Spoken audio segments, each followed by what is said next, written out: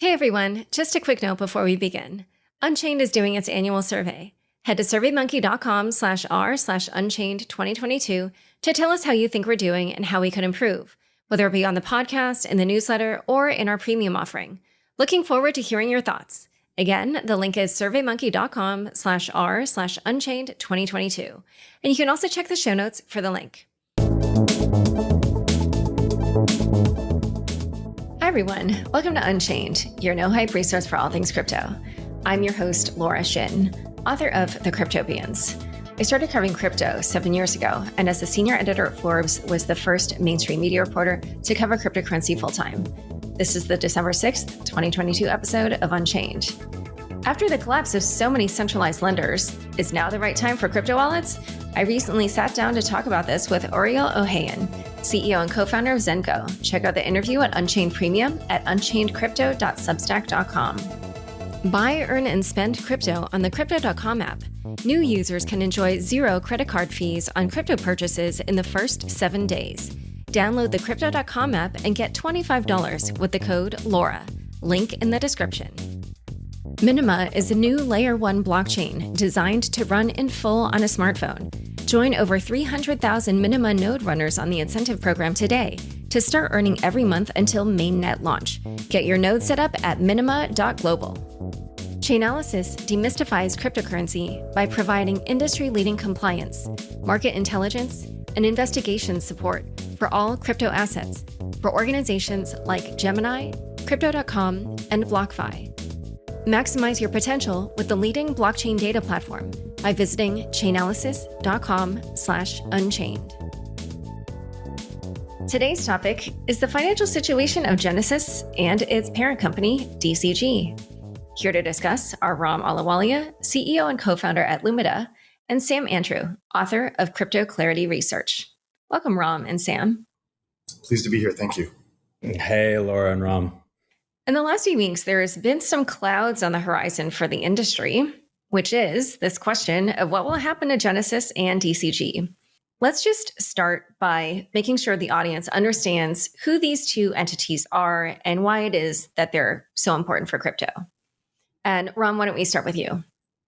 Sure, I'll frame it up. So DCG is a storied institution within the crypto sector. DCG was born out of Second Market and founded by Barry Silber. And it has several businesses underneath that, including CoinDesk, the media institution, as well as Genesis Lending, and a number of other businesses as well. And the challenge has been that Genesis Lending is the world's largest prime broker, and it's had a run on the bank. There's been an acceleration of customer withdrawals, and Genesis Lending has been lending on a secured basis as well as unsecured basis to institutions, including Three Arrows Capital and others. Some of those institutions have failed to pay back their loans. They've blown up. There have been write-downs, and that's caused a collapse of confidence in Genesis Lending. And what we've seen over the last few months are a series of tweets and notices from Genesis attempting to restore some kind of confidence. But in the last few weeks, you've seen Genesis has halted withdrawals, and there's also been a letter issued by DCG summarizing the situation from their perspective. And it appears to be that there's a goal to raise capital at the DCG holdco level to attempt to repair the situation. And Sam, is there any more that you want to add on the importance of these two entities for crypto? Yeah, let me highlight 3 things as to why the DCG issue in particular is a big deal in crypto.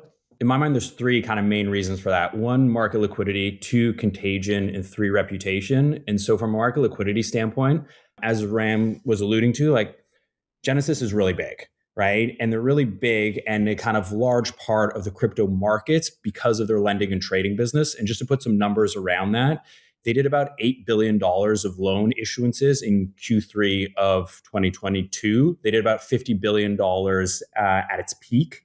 And they trade about $30 billion worth of volumes, both in derivatives and spot contract, right? And so it's a huge liquidity provider to crypto markets. And so what that is, like, think of that as like almost like the motor oil for a car, right? It helps the kind of lubricant of of assets in crypto trading fairly easily.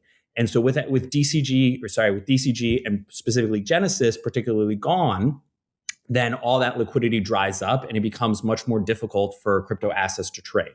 The second thing is Contagion. Genesis in particular has about $3 billion worth of liabilities, at least. If that goes to zero, which I think is unlikely, but if it did, then it has like all sorts of knock-on effects selling-wise across the industry. Within the DCG business, one of the businesses, which I'm sure we'll talk about in detail, is called Grayscale. They have their prime asset in Grayscale is the Grayscale Bitcoin Trust, commonly known as GBTC. It's possible, though unlikely, and I'm sure we'll talk about this in more detail, that that trust could be unwound, in which case there would be a huge amount of Bitcoin selling into the market, 630,000 worth of Bitcoin selling into the market, which is worth about a little over $10 billion.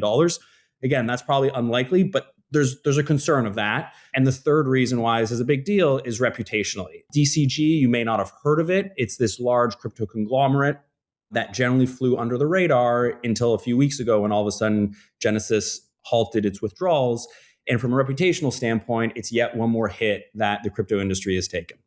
So as Ram began to describe, there were a number of seeds of these issues that were planted kind of over the last several months. I think the headlines really started after the collapse of FTX, but a lot of the origin of these problems began, in some ways you could say Three Arrows Capital going under, but also even before that with, I think, some of DCG's business strategies. So Ram, can you describe how it was that all these events sort of unfolded in terms of them affecting first Genesis and then ultimately ensnaring DCG?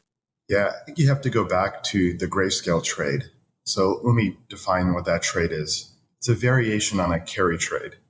So what was happening is GBTC was trading at a premium relative to spot Bitcoin. And the reasoning for that is because GBTC was one of the only ways to access Bitcoin in scale as an institution. So you had a number of players, including BlockFi and Three Arrows, that would buy Bitcoin and then sell forward to deliver Bitcoin to Grayscale, and they could capture the premium. However, you had to wait 6 months before you could monetize that. So you're taking risk on the spread between GBTC and the spot price of Bitcoin. Now, what happened in around March of last year, shortly before the Coinbase IPO, when you had new on-ramps that enabled easier access and awareness of easier access to Bitcoin, is that spread flipped from a premium to a discount to negative. So if you had been buying Bitcoin, attempting to capture this time arbitrage, a pseudo arbitrage, which isn't riskless, of course, then you're stuck holding the bag and you're losing money. And really, the unwind of that premium has caused a lot of issues and risk and contagion. It was a perpetual motion machine around which other machines were built, and all that's come undone. So that, I think, is the proximate cause for the issues that Three Arrows Capital faced. In addition, what you saw was that DCG, according to their 10Q, had plowed back $780 million to buy GBTC at a discount. Now, in general, a closed-end fund, it's very unusual for a discount to exceed 20 to 25% on a sustained basis. So there was a thesis there that this spread would close. And of course, it had historically been at a premium. But in fact, the spread kept widening. Genesis Lending was financing Three Arrows Capital in that trade. Of course, Genesis is wholly owned by DCG. It would have been in the interest of DCG to have Genesis finance Three Arrows Capital. And it appears that Genesis Lending was also financing DCG. So DCG already had operating leverage on the Grayscale, on the GBTC trade, but it was compounded with financial leverage from Genesis. As that spread continued to widen, ultimately it led to a margin call from Three Arrows Capital. They were not able to pay back their $2.3 billion loan. There was a collateral shortfall. That led to an impairment on the Genesis Lending balance sheet. So Genesis Lending had to go to its parent company, DCG, which has real businesses and real assets like the crown jewel Grayscale. And DCG took an action to restore the solvency of Genesis Lending by borrowing $1.1 billion from Genesis and assuming, quote unquote, certain liabilities, namely the bad debt of Three Arrows Capital.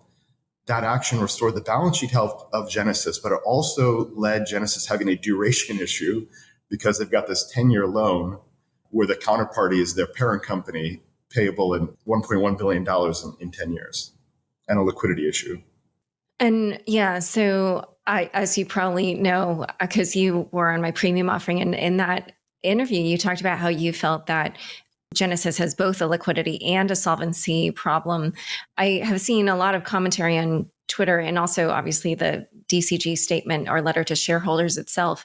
And more, or I don't know about more, but a number of people are just saying that this is a liquidity issue. So I was curious, Sam, for your perspective on what the core problems are for Genesis. Okay, there's maybe just taking a step back, and just defining what the problem is. There's two problems, right? And the two problems are interconnected. So let's start with the two entities that have the two problems. Entity number one is Genesis, and Genesis has a liquidity problem, right? And they have a liquidity problem because a whole bunch of depositors want their money back. And how did that come about? Well, the business model of Genesis is to take money in the form of deposits and then lend those deposits out in the form of loans, right? Similar to a bank. In the wake of the FTX collapse, everyone wanted their crypto back. Didn't matter where it was just give me your crypto back. And so they call up Genesis and say, give me my money back. And Genesis doesn't have the money, right? And it's not surprising that Genesis doesn't have all the money because that's the business model, is to lend it out.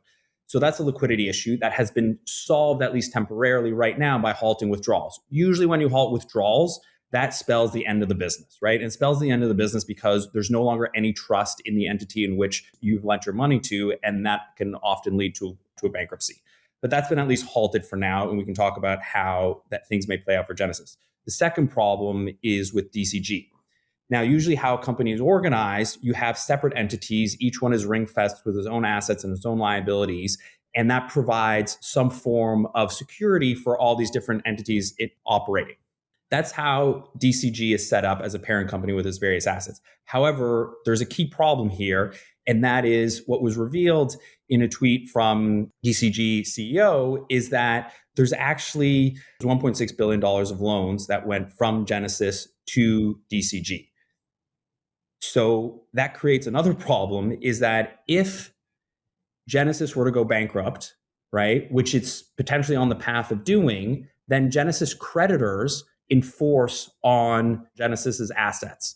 The largest asset on Genesis's balance sheet is a loan Genesis made to DCG. So all of a sudden, by enforcing on that asset, DCG gets brought into Genesis's bankruptcy proceedings. That is why these two entities are now intrinsically linked, is because if one falls, the other one falls. And that is, I think, critical to understand as to how these two entities are now tied together. The doom of one, being Genesis, will impact the fate of DCG. Yeah, I agree. And just to build off what Sam said, DCG had a chance to cordon off the liabilities and let Genesis go to Chapter 11 and limit the fallout, and there would still be issues around Gemini Earn. But by borrowing $1.1 billion, to Sam's point, they're inextricably linked. A few other points. One is, there's no question that after the Three Arrows Capital impairment, that Genesis was insolvent. You had a $2.6 billion loan that was non-performing. So long as write-downs are greater than retained earnings, you're insolvent. However, DCG did come to the rescue by swapping out this bad asset, a loan to Three Arrows Capital. It isn't worth much. You can't collect that. You got to go through a bankruptcy process. It's going to take some time. With a good loan to DCG. So in doing so, DCG did restore the solvency of Genesis. However, let's look what happens here. You've got a $1.1 billion loan to parent co DCG, which is payable in 10 years. So Genesis is technically solvent. What's the present value of that loan? Depending on the discount rates, between $250 to $350 million. So it's technically solvent, but if you truly were to liquidate the assets and liabilities, there would be a shortfall in the assets and be insufficient capital to go pay back your creditors. So if you look at the DCG letter, they start out by saying, look, there's a market dislocation. People have been impacted.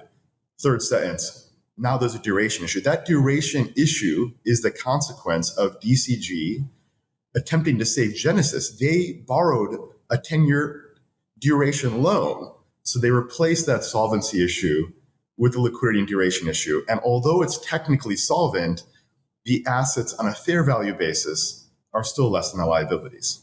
I just wanted to add earlier when Ron was saying that the hole created by Three Arrows was 2.7. What did you say? 2.3 billion. 2.3 billion.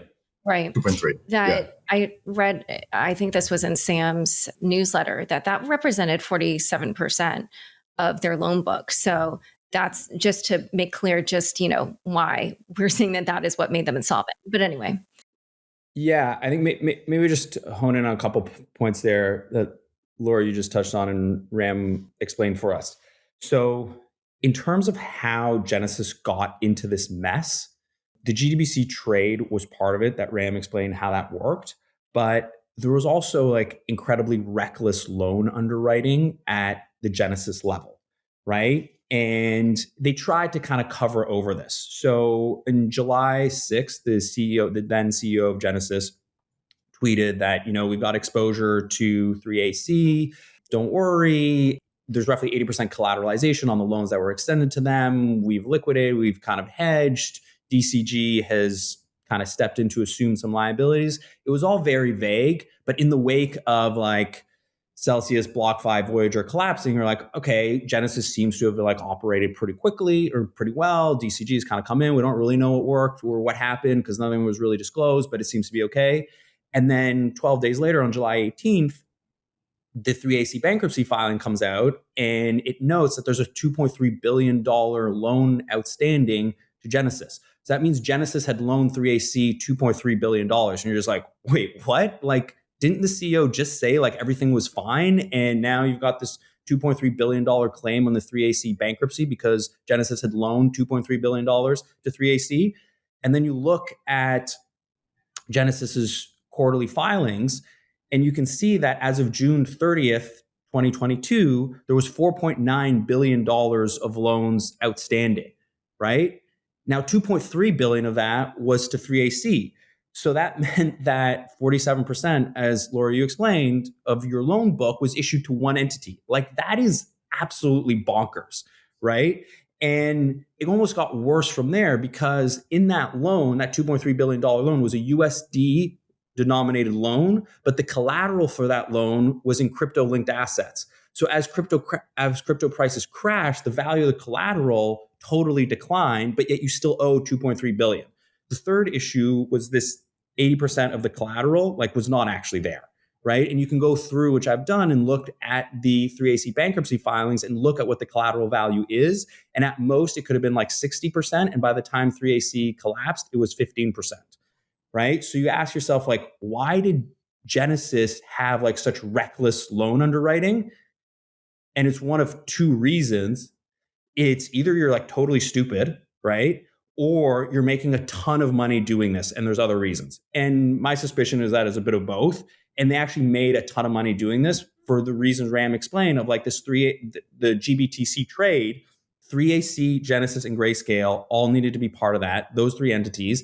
And Genesis and Grayscale made a ton of money doing this. At its peak, Grayscale's revenue was $144 million a quarter. That was revenue that had very little cost associated to it that was flowing right into DCG. That's why Genesis was underwriting very lenient loans to 3AC, is because they were making up for it both in their trading volume through Genesis and in the revenue that Grayscale was generating. I'll clarify one piece. So it's clear that with the demise of Three Arrows Capital, that Genesis took action to call in loans wherever they could. It was revealed through some of the FTX issues last week that, for example, there's a $2.6 billion loan to Alameda, which they called in successfully. So what happens is when you're calling in your loans, you're going to start increasing your concentration risk to certain counterparties, especially the bad ones that can't pay back the loan. So, but yeah, clearly there were issues here. There are a number of issues. I don't know if, Laura, if you want to go around that. There were secured loans, but there was no perfection of the security interest via control, meaning having the collateral in a vault or even better yet, on chain. That's one. Second, there are these unsecured loans. Third, there was counterparty underwriting challenges that Sam mentioned. And fourth, there's no liquid loan market for the asset. So that's the challenge, right? If you're a non-bank pretending to be a bank, then you're borrowing short-term liquid deposits and you're lending against long-term illiquid assets. And when there's a crisis of confidence, you cannot liquidate your asset side of the balance sheet fast enough. So the number of issues. And overall, my view is that Genesis lending is a great business in an up-only market. But when the tide goes out, any business, it's broader than like a management issue. No business should be doing this. The capital markets infrastructure are not mature enough for a number of reasons to have a successful lending operation. And I do think that in a way, all the different entities that we're talking about, all their incentives went pretty much just in the same direction, because you could imagine that if Grayscale and Genesis weren't owned by the same parent company, that probably some of the risks they took, they wouldn't have taken otherwise. So I think, when just everybody has incentives in one direction, that means when things shift in the opposite direction, then everybody gets wrecked here. Well, they trusted as well. This is the greatest irony, right? They trusted counterparties in a trustless world. So there's some information, obviously, that we don't have. And so I was curious, what do you think we don't know that could be relevant to kind of figuring out where this could go? Like, what do you wish you could ask Barry Silbert or the people at Genesis? There's a lot of questions I'd like to ask them. You want to go first? Sure. There's a ton of questions we got to ask. Maybe to boil it down into kind of three. I think a key thing for Barry, he probably has the best view on this, is where do things actually stand on converting the GBTC into an ETF? And the reason that is so important is the entire DCG complex is levered to like the Bitcoin price, but more specifically, it's levered to the GBTC premium or discount to Bitcoin spot. And the larger that discount is, which now it's like plus 40% discount, the more insolvent and the bigger the problem DCG has. As that discount goes more to par and potentially even a premium, but like back to no discount or no premium, DCG has less of a problem because its asset value goes up and its various collateral values go up. And there's reason to believe that there was a period when Grayscale may have been pushing for an ETF conversion, but maybe they didn't actually want to. And this is where the incentives, Laura, you're talking about like kind of having perverted incentives. This is where the incentives come in, is because the reason why Grayscale may not have really wanted an ETF is because Grayscale charges a 2% management fee on the Bitcoin asset value in the GBTC trust.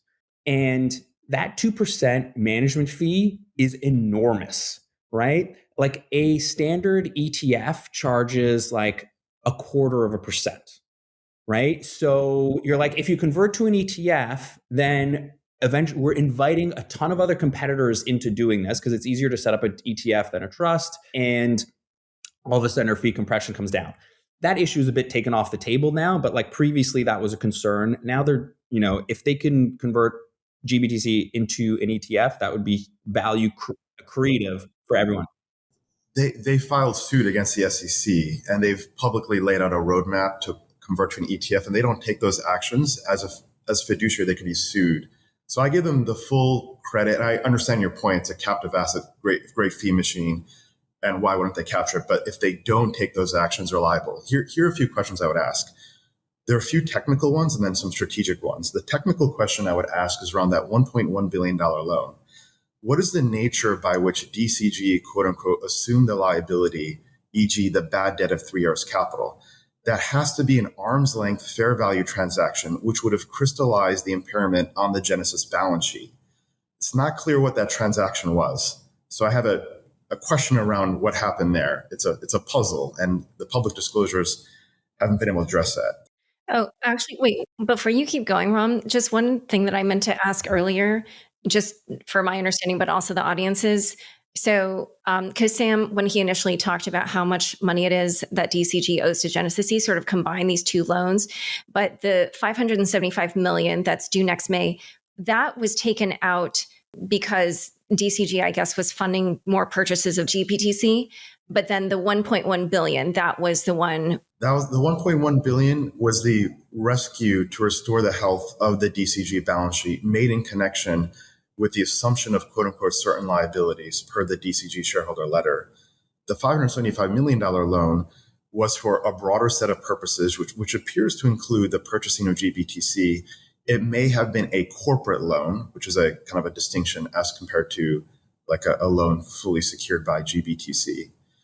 So anyway, so one question is, what were this precise set of transactions to transfer the risk and that $1.1 billion loan? That was one. The second is, has DCG been selling GBTC in the open market?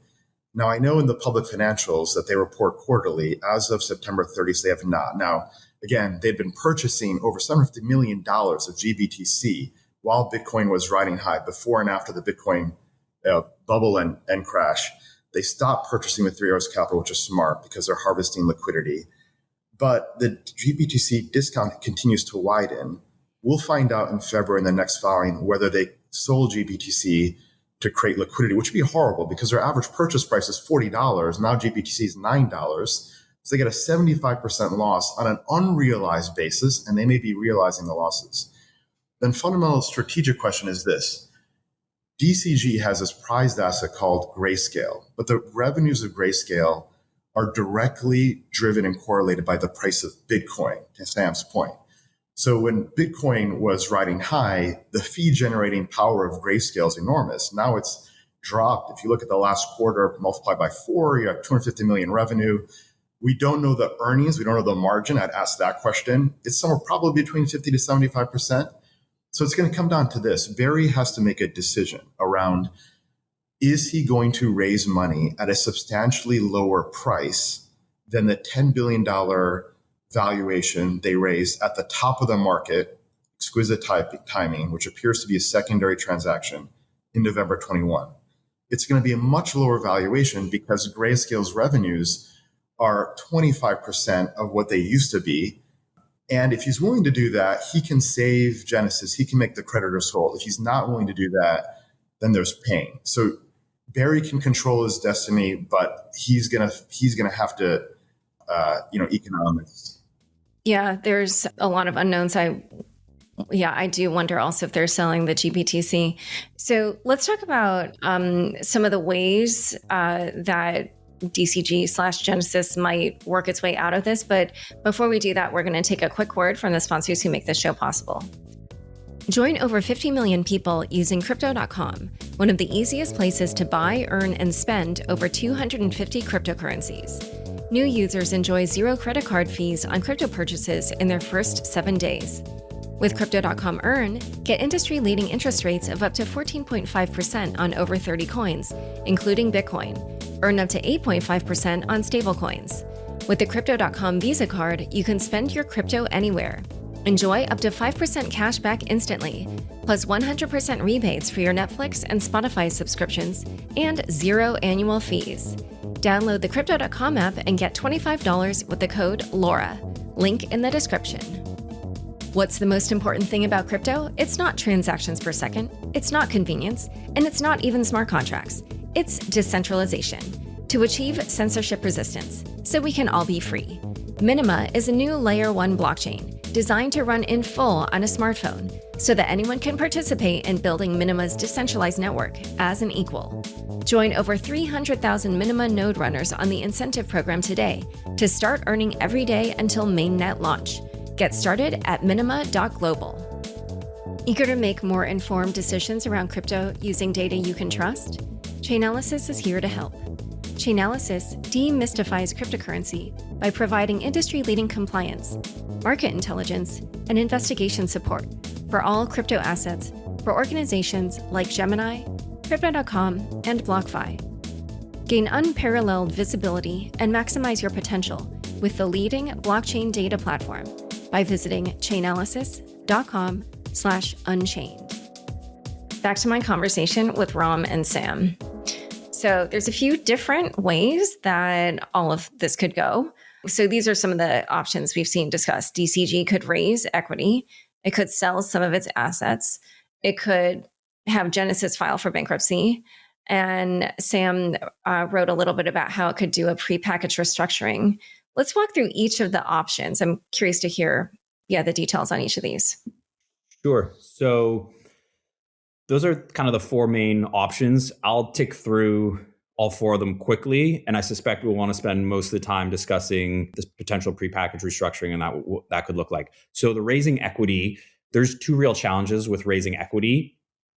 One is Genesis is a capital intensive business, and it's capital intensive because it's requiring money to come into the business to then go out and loan it. So if you raise equity and just provide that new cash infusion to Genesis, withdrawals, it'll go to fund withdrawals, and then what? Like you're left with, if Genesis has no capital to originate loans, it has no business. And so that means that like raising equity for Genesis directly doesn't make a whole lot of sense unless you can capitalize it sufficiently to fund withdrawals and additional capital thereafter. And the second issue with raising equity is what Ram already explained, is that Genesis was just valued at $10 billion at the end of last year. It's going to have to take a massive write down to raise the type of equity that's required. And like, that doesn't make a whole lot of sense. You'd have to your valuation would either have to come down significantly or you'd have to make up your returns on the rest of DCG's business. The second thing is monetizing existing assets. So whether that's Grayscale in terms of selling it to another asset manager, which it's a crown jewel you could sell, but if you end up selling it, there's not much left at DCG. You could unwind it, as in like sell, there's various regulatory things you'd have to go through, but you could conceivably unwind GBTC, which means you could sell the Bitcoin at current price as opposed to at the discounted rate. You could raise $285 million-ish by doing that, but that's actually not really feasible. There's all sorts of regulatory challenges, and it actually would take a really long time to be able to sell all that. So that doesn't really work. There's 3AC claims that could be worth a few $100 million. There's other assets that could be worth a few $100 million, but there's not much monetizable beyond like Grayscale. So that doesn't really work. You could put Genesis into bankruptcy, but then you're kind of at the same position you're in now. It doesn't provide like any additional benefit to the creditors or to DCG right now to put Genesis into bankruptcy. And we can explain kind of why that would be, but maybe just for the purpose of brevity right now, moving on to the prepackage, that in my opinion probably makes the most sense, because in all other scenarios, it's the death of one or two prize assets, Genesis and Grayscale. And by killing either of those two assets, it reduces the overall value of DCG. And by reducing the overall value of DCG, the Genesis creditors, right, which are the ones kind of driving this process right now, have less potential value to make them whole on their deposits, right? And so you want to create a situation whereby there's the most value possible at DCG, and the most potential value could accrue to the Genesis creditors. And a prepackaged restructuring would enable both entities, Grayscale and Genesis, to continue operating and create value. I have a tweak on this. I think Genesis lending will be shut down because it's a negative enterprise value business. It hasn't generated a retained earning through an entire cycle, and the write-downs actually expose DCG. So they got to shut that thing down, right? What happened here is an impairment to capital, and the remedy for an impairment of capital is raise fresh equity. That's just the reality of it. DCG, as was noted earlier, now has a $1.1 billion liability that's payable in 10 years. Creditors are going to have a claim on that one way or another, either directly to DCG if Genesis goes through Chapter 11, or directly or indirectly, one way or another. So they have to raise capital. It's the only path. And yes, it's unpalatable, but it's reality. So I think you're going to see that happen. And Barry is doing this negotiation with multiple counterparties. He has to negotiate with his own subsidiary, Genesis, who at this point likely has retained separate outside counsel. There's also these Gemini earn creditors and other asset managers that have claims here. So it's a very complicated process. Now, Barry is a former restructuring, bankruptcy, banker. So he's got the skills to do this. But I think the right approach is raise equity, take the lumps, save the prized asset, Grayscale, and move forward. Because Sam basically kind of said that he felt that was not really going to be on the table for DCG, but you're saying you disagree, that you think raising equity is the best option.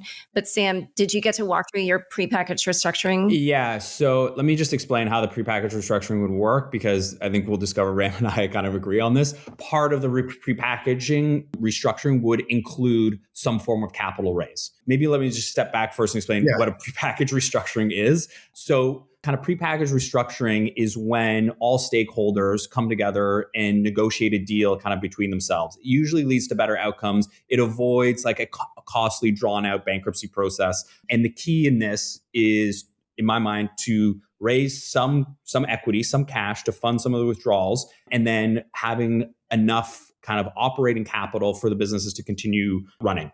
And so how this would work is there's kind of 4 steps to it. The first step would be some form of liquidity infusion, right?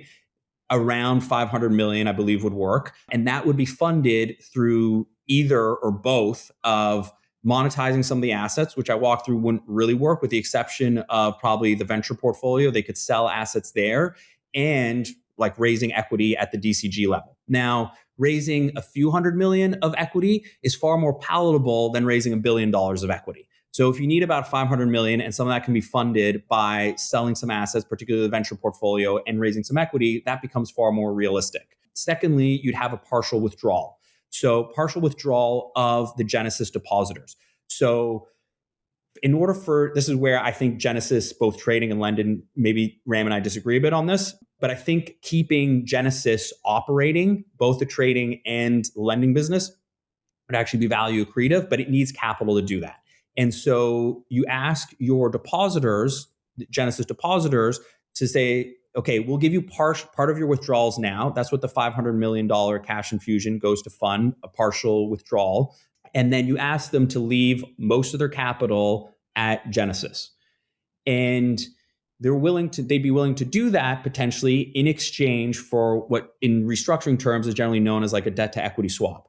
So in exchange for leaving some of their capital at Genesis, which enables Genesis to keep operating and can ensure that the rest of the DCG empire kind of keeps running as it is as well, you offer them equity in the DCG parent company, right? And so you're giving them kind of a carrot for like, okay, you're going to give you part of your withdrawals now.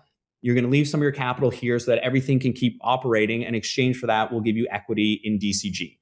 In addition to that, I also think there should be like improved loan underwriting standards at Genesis, and that would be part of their, part of the terms of the restructuring agreement, to ensure that the reckless loan underwriting cannot continue in kind of a post restructuring business. In general, I mean, you're referring to prepackaged bankruptcy at the Genesis entity or Genesis lending entity specifically, right? Not DCG. Yeah. So at Genesis. Yeah, got it. So a few tweaks. I think I'm broadly in alignment with the overall approach, but I'll just call out a few contrasts here. Keep Genesis trading, keep Genesis custody. Those are fine businesses. Makes sense. They make money too. Genesis lending got to go away. We can agree, disagree. It's all good. It just got to go away. It doesn't make any money. It doesn't make any sense. So the challenge, and as you pointed out, there are ways through a bail-in conversion to debt to equity to improve the position of Genesis. The challenge is that those creditors include unaccredited retail investors who have no business owning a piece of DCG. Neither the creditors want to own it. These are retail depositors that thought they had money good savings account, and DCG doesn't want them on their balance sheet either. So I don't think the bail-in or principal forgiveness approach will matter. And if those creditors aren't made whole, the retail clients, there are regulatory considerations around this. Now, we also don't know the priority of standing of those retail creditors. Are they secured creditors or unsecured? I've looked at the terms of conditions. It says the loans may be secured or not secured. So it's not terribly helpful. So it's, something's got to give away here. You have DCG, you've got Genesis, you've got the creditors. I think what has to give away is DCG. Now, what are the assets? CoinDesk, it's a good asset. It's a great business. Is it worth over $100 million? I'm not sure. I don't think the venture portfolio is worth much. Like venture in crypto is down double digits. These are not profitable businesses. I don't think there's a liquid market to buy a portfolio of these companies. The prized asset that DCG can raise money off of is Grayscale. DCG up until these recent events, was the most profitable global institution in crypto, more profitable than Coinbase. Coinbase is not profitable. The driver is DCG. That is Grayscale. That is what investors are going to focus on. Hey everyone, just inserting a note here. After we wrapped, Sam said he had some pushback on what Ram was saying about the value of Grayscale, and he didn't necessarily see it as a crown jewel. He said that he felt the long-term prospects for Grayscale's value are questionable because he believes the current construct of the trust cannot continue due to how low it's trading compared to the underlying. He said that since the trust can't continue in this fashion, then the high 2% fee margin goes away. Either the trust gets resolved or it is turned into an ETF, and thus that fee margin drops to 0.25%. Ram agreed and said that if Grayscale's value is less than what they were initially saying, then DCG will have an even harder time raising money since an investment in DCG is essentially a levered bet on Grayscale. And Sam added that it was not only a levered bet on Grayscale, but also a levered bet on Bitcoin, and that there are actually better ways to be levered long on Bitcoin. Ram, however, did add that if DCG, which has 67 million GBTC, were to unwind the Grayscale trust, then yes, the price of Bitcoin would drop. However, DCG could also sell futures in order to offset the price decline from Bitcoin. He then added that this would also be possible for an acquirer of DCG to do the same. And finally, Sam added that there isn't a large pool of buyers for DCG and Genesis because this is obviously a pretty complicated situation, and any potential buyer would need to also be pretty crypto savvy, which further limits the pool. All right, back to the conversation. Oh, and just out of curiosity, this is, I know, a small point, but when you said that you didn't know if selling CoinDesk would bring in $100 million, I don't know if you saw that report from Semaphore where apparently DCG did receive an offer of $300 million for CoinDesk, and that was dismissed for being too low. So it's not a critical analysis that I have. I'm just, maybe it's worth more, who knows, but on CoinDesk, it's not the focus of an investor is what I'm saying. The focus is Grayscale. Yeah. Yeah. I have a few just kind of thoughts on what Ram shared in terms of the challenges at Genesis, both particularly to the various entities and this depositors, and then kind of a lot of value at Grayscale. My view, I've kind of lumped everything Genesis as one entity, which it's not, but there's the trading business, there's the lending business, there's the custody business. The reason why I've lumped it all as a one entity is that like none of this stuff is public. We don't really know enough about it. So to me, to be able to say like this entity versus that entity needs to be gone is a little bit hard to do at this stage. We may get into the weeds and realize like Ram is absolutely correct. Like this lending business, like cut that off and keep the other two Genesis businesses.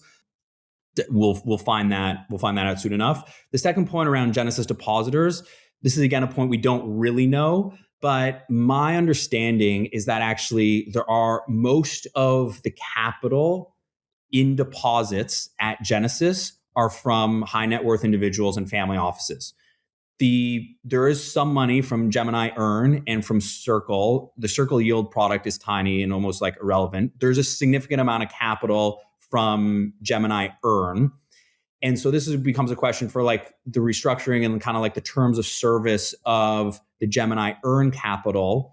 Is the creditor Gemini, like the organization, which is like pretty sophisticated, or are they just an agent for all the depositors? If they're an agent for all the depositors, then a debt to equity swap can potentially become more complicated. The reason why it may not be as complicated is because if the Gemini Earn depositors are a small portion of the overall depositors of Genesis, which means that the majority of Genesis deposits are from high net worth individuals and institutions, which like reading through Genesis like stuff on their website suggests that, then like a debt to equity swap becomes far more feasible because Gemini Earn deposits are not driving the process. The high net worth individuals and the family offices that have money deposited in Gemini, they're the ones who are going to be driving the process. It's a good question. You're right, Sam. We don't know the composition and the exposure to retail. They should be in the same class of creditors, though. So the resolution has to apply to retail as to high net worth, unless high net worth is willing to take it on the chin. I don't see why they have an interest in doing so. And there are retail non-accredited investors in Gemini Earn. Let's take a step back. Why were these programs built? Let's zoom out for a moment. So Genesis Lending, they are a non-bank bank. They're making these loans. They make money on the interest, but they need these deposits. Like, how do we fund? So Gemini says, gee, people want something like a savings or earnings account, and they've got these customers. So Genesis and Gemini talk together and say, gee, let's put a program together. And Gemini has distribution to these retail accounts. They create a program and an offering for these retail accounts to deposit, and then those are ultimately invested through some kind of vehicle into Genesis, right? So the issue with that is that Gemini retail creditors were never at the table to negotiate these terms with the lender. And they aren't able to underwrite the credit risk of Genesis, nor should they even be in the business of doing that. So the whole set of securities laws questions here. For example, was Gemini offering a security to retail? Was that security registered? If not, under what exemption from securities laws? Were there appropriate and full, complete disclosures? Now, when you invest, generally you have a private placement memorandum, it's a private security, as this is the case.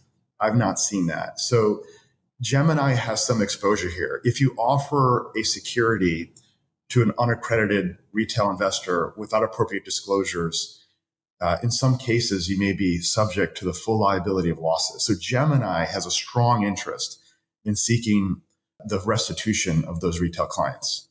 So I know this is super sticky, and I'm about to throw a couple other wrenches into this because there are other potential issues with all this. One is there could be a clawback of, I believe, $200 million that FTX owed Genesis. And then, as I believe it was Sam discussed earlier, obviously, if the price of Bitcoin falls further, that could be another issue. So maybe talk a little bit about how you see those scenarios potentially playing out. Yeah, one of the potential factors here, somewhat calibrated unknowns, is the exposure to FTX. Now, we know based on, I put like the FTX balance sheet in air quotes, that the balance sheet I'm referring to is the one that was leaked by the FT. That was the spreadsheet that seemingly Sam Bankman-Fried put together. And anyway, on that, it suggested that there was a $200 million loan. They received $200 million from Genesis. So how that plays out is kind of unclear. The reason why I say it's somewhat calibrated is because if it's only $200 million in like the overall size of DCG and Genesis, like it's an issue, but it's not like an insurmountable problem. What we don't know, which is conceivable, is that if there were, let me just pause on that point to explain Genesis's lending business. Their lending business generates a huge amount of loan origination, sometimes in the like tens of billions of dollars a quarter. And so they're all very short-term loans, spanning a few days, weeks, maybe months. And we know, given the size of Genesis and how active they were in the market, they must have like loaned money to FTX or Alameda at some point. And given those two factors, it is possible that Genesis would have loaned a much larger loan than the $200 million that we saw on the like quote unquote balance sheet. And it's possible that that loan was paid back. Depending on how the FTX bankruptcy plays out, it is possible if, again, these are like, I'm putting together two big ifs. So it's a hypothetical situation that if a lot more money, if Genesis had loaned a lot more money to FTX or Alameda, and those loans were repaid back to Genesis, then conceivably those loans could be clawed back if they were viewed as some form of like preferential treatment.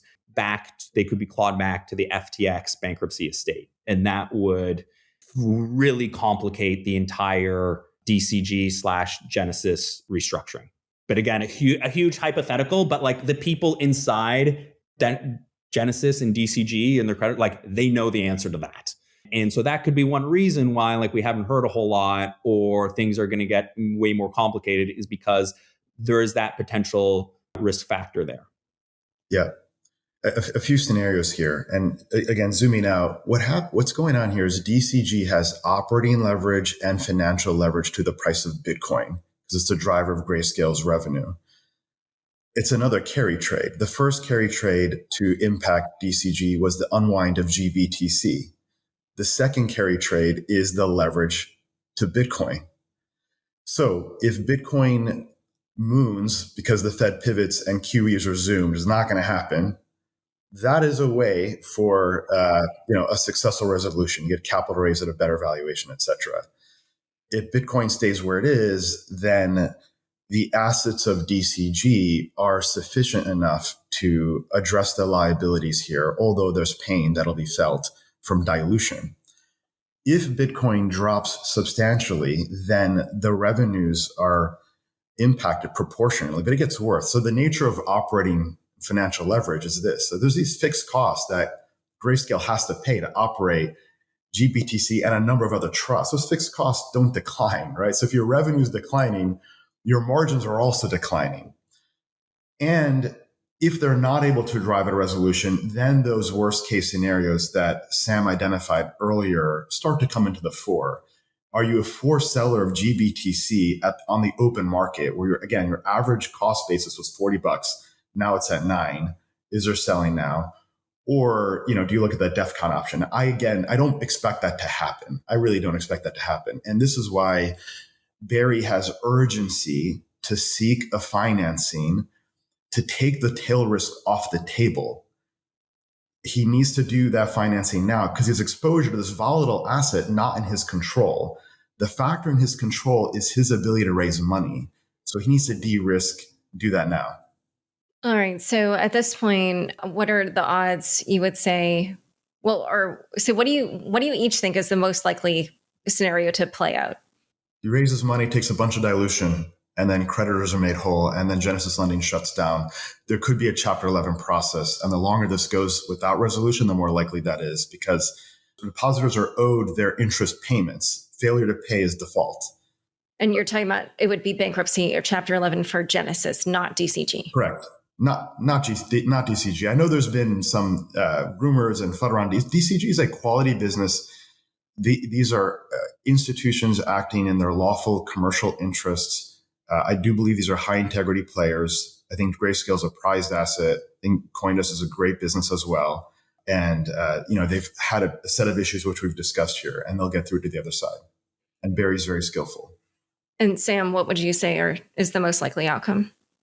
So I think we're in a stalemate, and we're going to continue to be in a stalemate for a period. And the reason we're in a stalemate is because, to our knowledge, which again, we don't know everything, there is nothing imminent to put Genesis in bankruptcy or for some sort of fallout at DCG. And the reason there's nothing imminent is how the two things that could be really imminent are either someone has run out of money. We know Genesis has run out of money, or they've at least halted withdrawals, but we know it's in the best interest of the depositors not to enforce on the assets right now, right? We talked about the assets go back to DCG, and then how does DCG monetize all this stuff?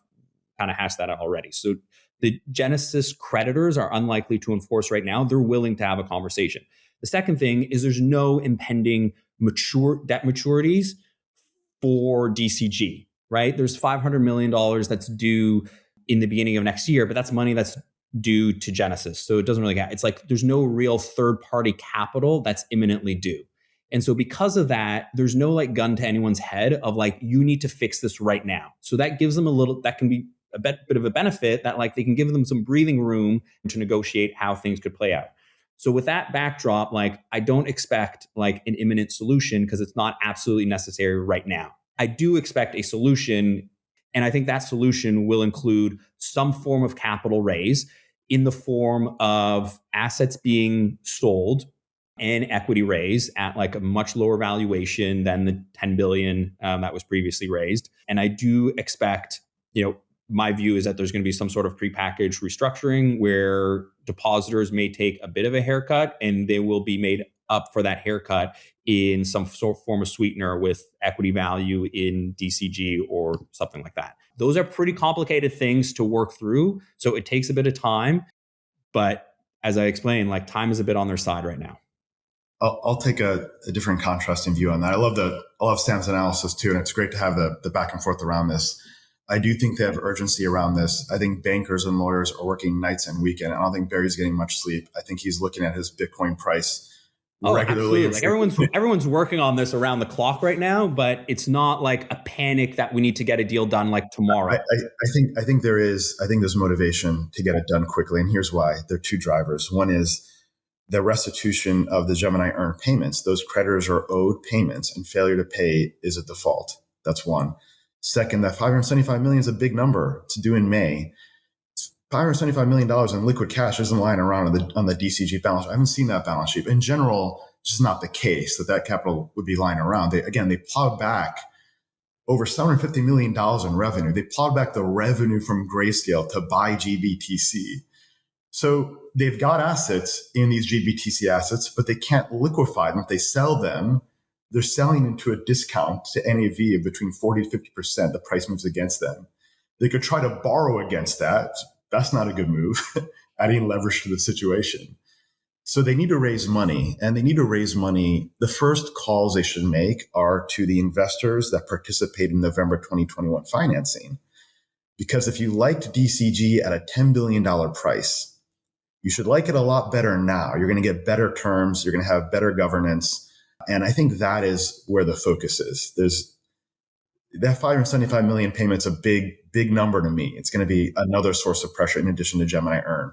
So look, BlockFi, recall, had a $100 million SEC enforcement action for the payout of interest to retail depositors. BlockFi was acting as a bank, but they're not licensed as a bank. So the SEC said that's an unregistered securities offering made to the public.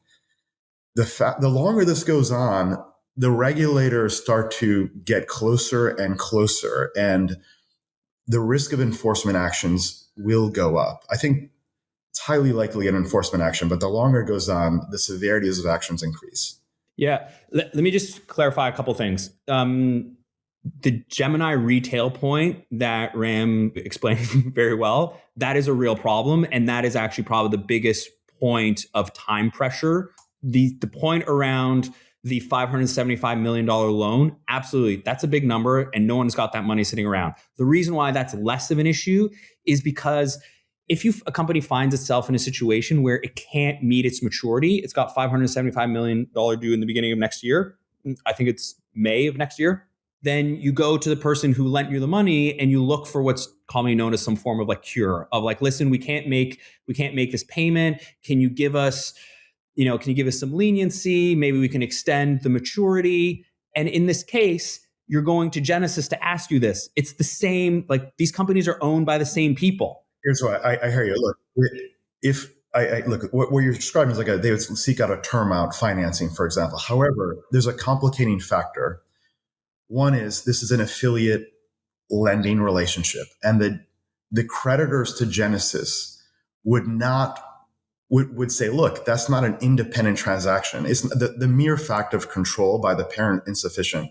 They have to retain separate counsel. Genesis has to act in their commercial interest. They can't give DCG a break. If they did that, that would expose them to more liability from the creditors. Yeah, that makes sense to me. One other thing I wanted to just bring up, and I don't know how important this is, but I do believe that there is an additional loan that they owe to some entity called Elbridge or something like that, and it's $300 million roughly. I don't know if that's important at all. I just wanted to raise that. It may be, we don't know the terms of it, but the way the DCG shareholder letter read was that facility is a revolving credit facility. But generally, revolving credit facilities are like senior secured and like the most senior instrument in the capital stack.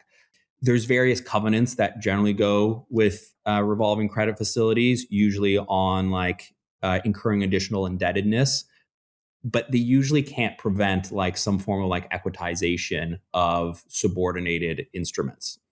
So it's potentially an issue, but again, I don't view it as like as a deal breaker because everything we're talking about is like equitizing subordinated instruments. And so an RCF, revolving credit facility, you probably can't thwart that process. Yeah, a revolver is a good source of financing. Again, we don't know the terms so long as there's no unwind of that facility in the near term. It's a good form of finance. But the other issue we actually haven't talked about, it's a great point, Laura. Eldridge can say, I'm not going to approve this workout. I'm not going to approve DCG loan forgiveness. Eldridge also has a stay at the table. Getting a bilateral deal done is hard on its face. Getting a 3-party deal done is much harder. Getting a 4-party deal done, the probability of successful resolution is dramatically higher. Oh, wait, it's higher? Sorry, is a higher likelihood of failure or issue. So it's the only thing that can Much give harder. way. Much harder. Thank you. Sorry. Okay. Therefore, who's going to give up? It's DCG, because these other parties have significant claims as creditors. Okay, I do want to touch on the issue of regulation that Ram just sort of very briefly touched on. What do you think this might prompt in terms of regulation, if anything? I'm happy to chime in there. Look, actually, regulation here is working. These are commercial loans. Consumer loans are highly regulated. If you have a commercial loan, then commercial terms apply. There are laws on the books today. I don't think you need another law. You don't think you need another regulation. So I think the main lesson here is that non-banks acting like banks doesn't end well. Second, carry trades don't end well either. I guess third is putting a product into a security format and then adding leverage. That doesn't end well too. The lessons of history, right? Crypto speed running, things we've learned over decades. And then define that term carry trade. You used it earlier and I'm not familiar with it. Sure. Thank you for clarifying that. So a carry trade is when you borrow in one asset and then you make an investment in other. And usually this term is referenced in like FX markets. For example, sometimes like a hedge fund would borrow Japanese yen because the borrowing cost of the Japanese yen was low in local currency yen terms because of the local interest rate. And then they would turn around and lend in a high interest rate country and capture the spread. So that trade works well up until there's a change in the FX rate between these two, or there's a change in interest rates. So again, the GBTC is an example of that. They were betting that this premium be maintained, and they're buying spot Bitcoin and then they're selling forward Bitcoin. It's not perfectly it's not actually a carry trade, but the same concept applies here too. It's against borrowing short, lending long. You have some assumptions around that. All right. Let's also touch on whether or not we might see further contagion. Are there any concerns with holding crypto at Coinbase Trust? I'm hearing some things about Silvergate. No. Yeah. So address some of the FUD, I guess. Excellent question. So look, trust companies are highly regulated. Look, would we love to have assets and liabilities and proof of reserve and liability on chain? Absolutely. And we need to go in that direction.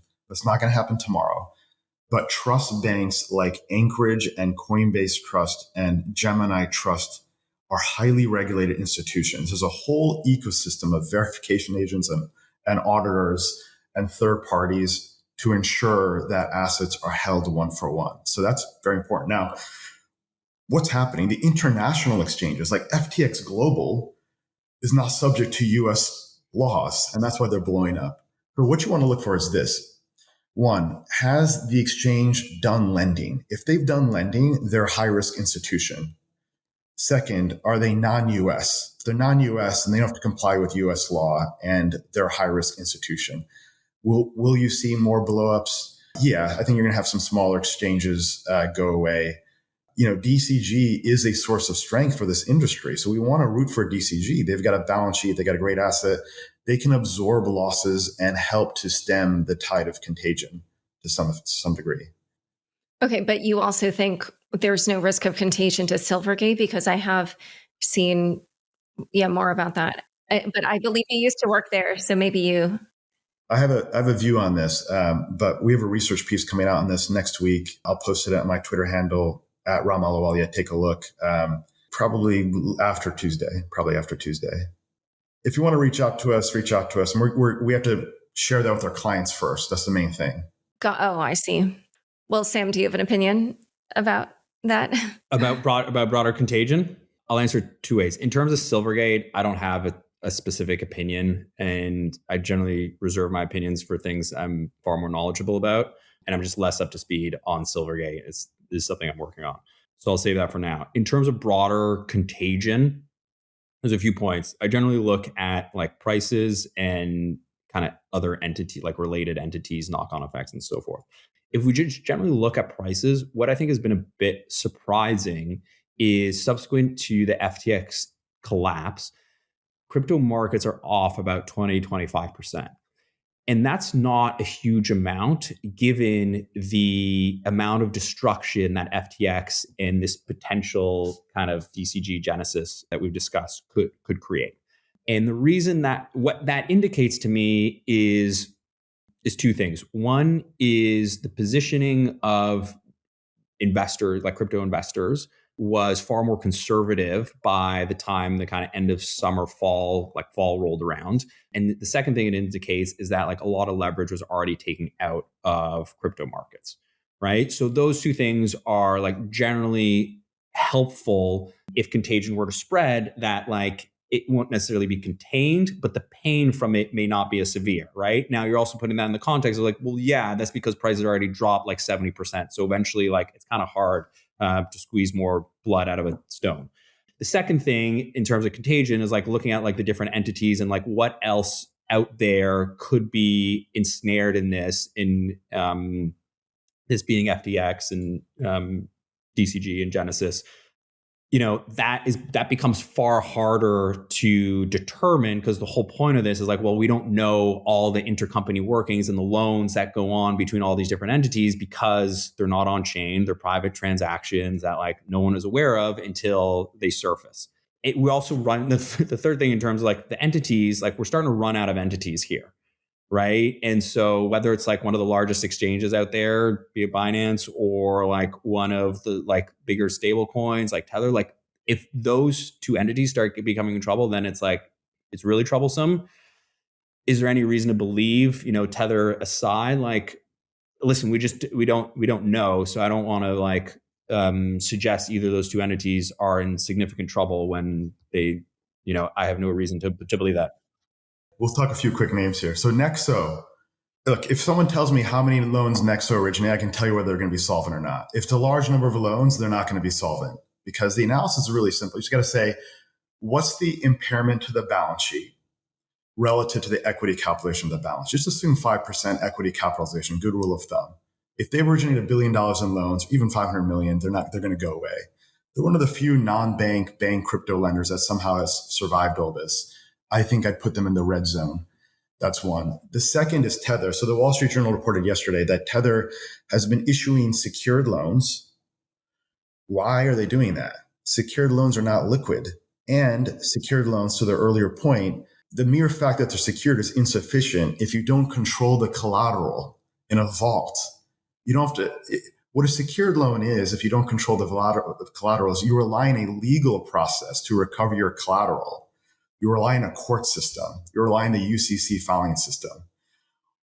Tether is a money market, but it's not a money market in the sense that it doesn't benefit from all the regulations, capitalization requirements, oversight, and transparency that investors are afforded to in the US capital markets. So Tether's a concern, yes.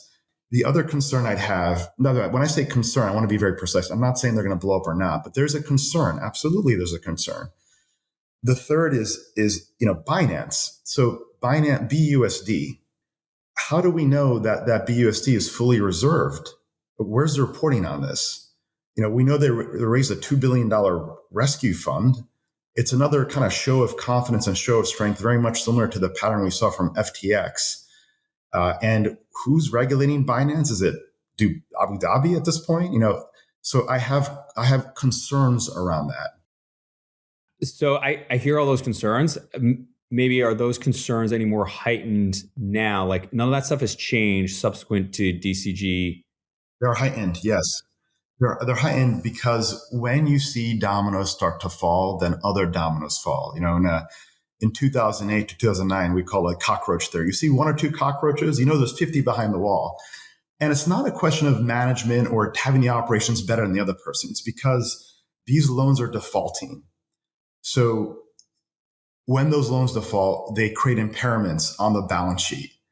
It's not as if one party originated better loans than another party, or they had better operational risk because they weren't doing it on chain anyway. So those loans are impairing the balance sheet. And it's what drives the collapse, of course, is when the withdrawals happen. So you can be insolvent but liquid. When those redemptions happen and they cannot liquefy that asset that's not worth that much, then these institutions shut down. So yeah, I think the urgency is heightened now. The risk factors are heightened right now. Oh yeah, and by the way, I just wanted to say earlier that Nexo is a former sponsor of my show. I should disclose that. So a couple of things before we head out. This has, by the way, just been such an amazing discussion. But I was curious, last thing, what are some lessons you think the industry can take away from this whole debacle?